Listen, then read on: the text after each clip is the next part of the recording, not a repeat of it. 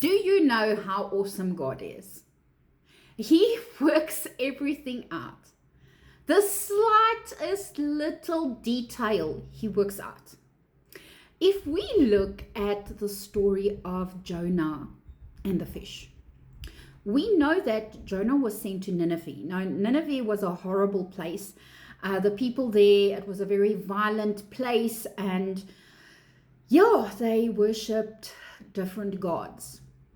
And Jonah refused to go. He told God, "No, I'm not going." He got on a ship and there was a storm and he was thrown overboard. Now, a lot of people think that the fish was punishment.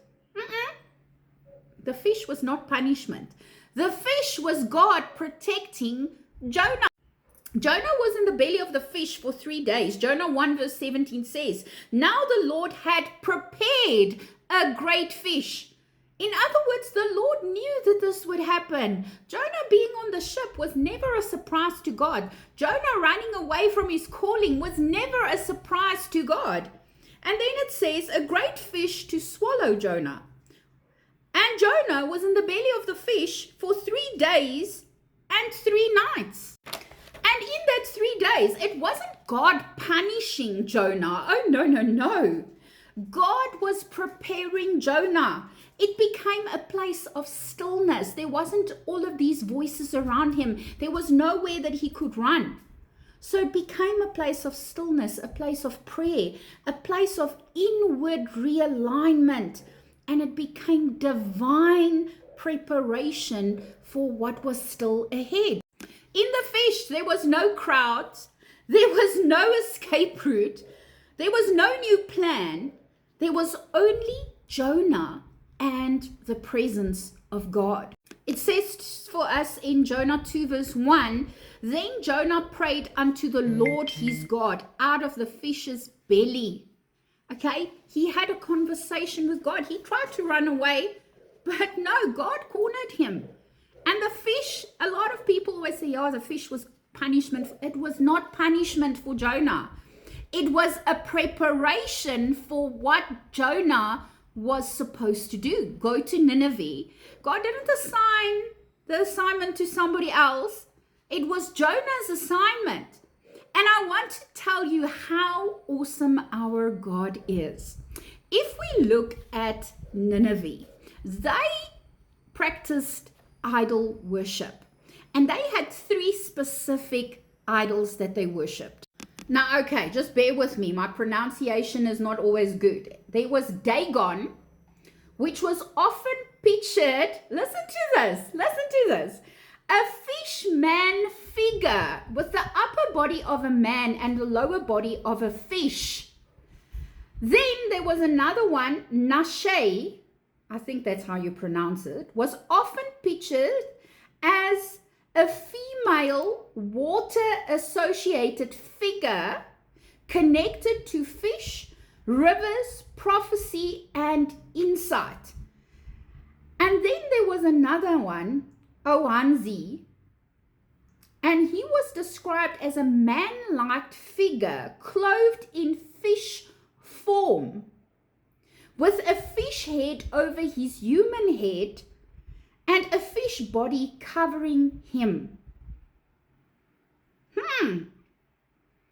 So these people were worshipping deities or gods that looked like fish.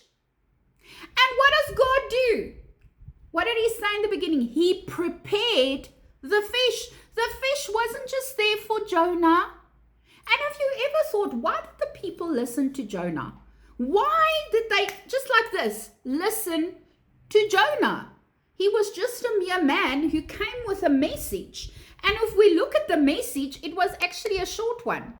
We read in Jonah 3 verse 4, "Yet 40 days and Nineveh shall be overthrown." That was the only message. It wasn't this huge sermon that he preached. But why did people listen?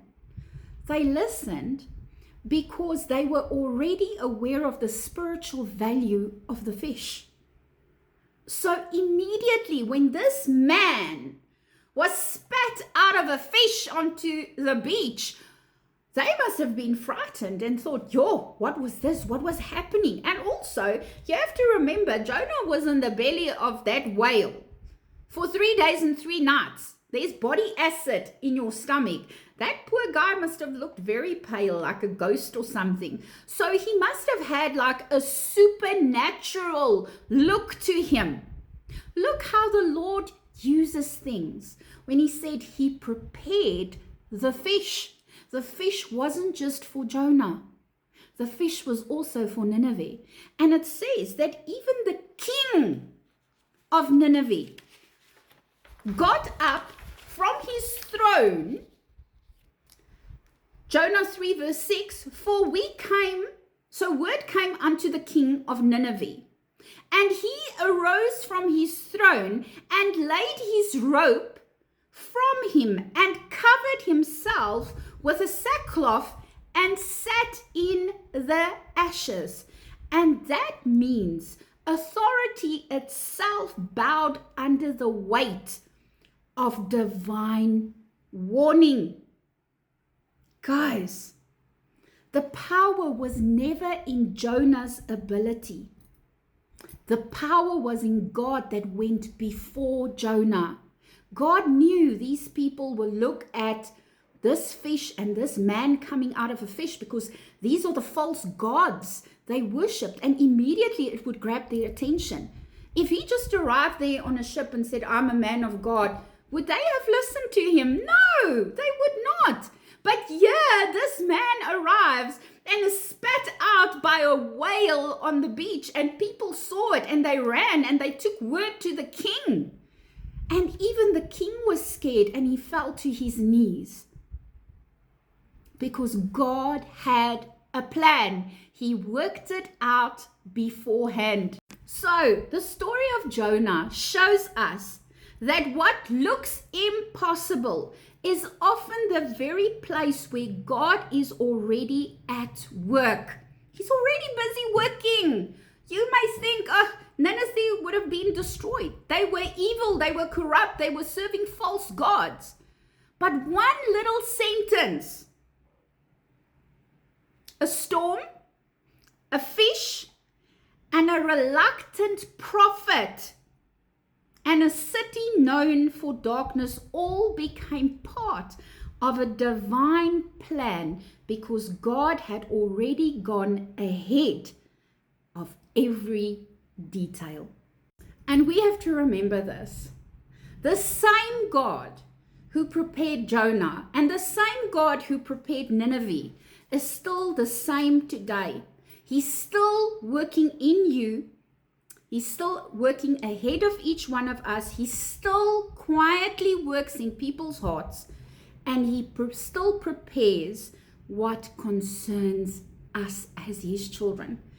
And even if today your life looks like, Lord, there's no way out. Lord, it's dead. It's deader than dead. I just don't see it, Lord. That is not the truth, because our God is the God of the impossible.